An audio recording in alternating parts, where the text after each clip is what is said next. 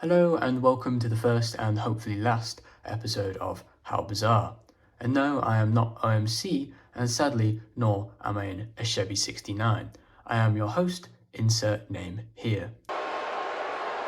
I am saying your name. You might be wondering, why the delicious looking frog egg? Now, sadly for you, this is not a deep dive into the Fredo Index, but an obscure history lesson on the Easter egg. So let me take you back roughly 75 years ago, like modern day, to a Europe on the brink of war.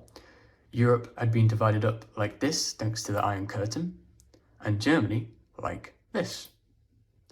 See, in 1949, a series of major events shaped the future of Germany. One of the most notable was the Berlin blockade and airlift.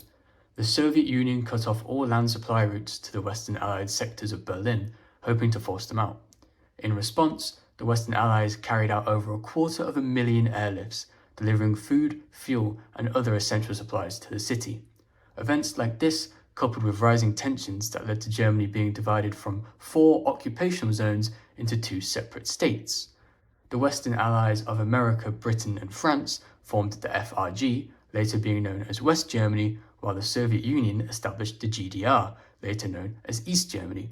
These 2 states developed in very different ways. Their political systems, economies, education, infrastructure, society, and the arts were practically polar opposites.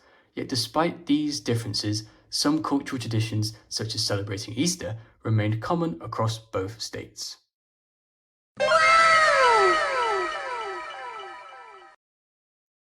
This is what a traditional German Easter egg looked like in the 1900s, although some examples date back even further to the late 1800s.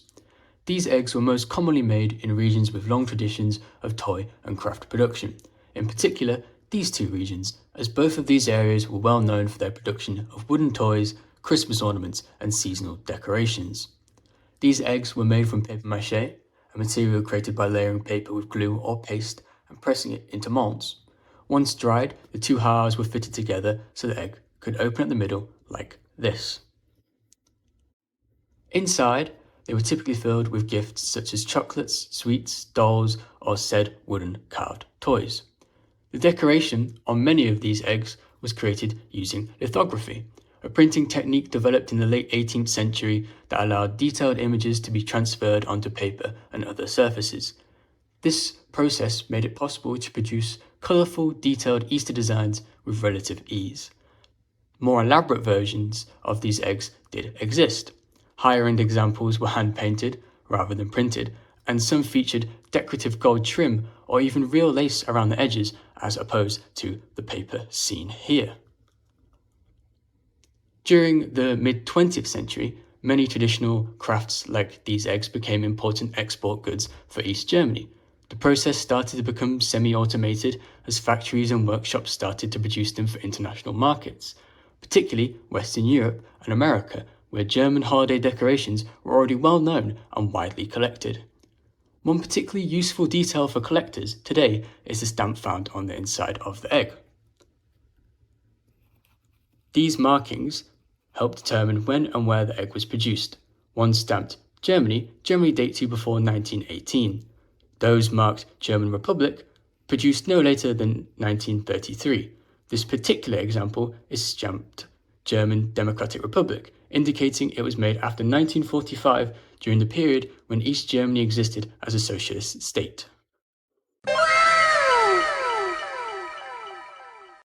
So, not quite yet a century egg, but what I can say is, little Kinder Egg, I do believe I found your father. So thank you for joining me on this Easter special, Not on Easter.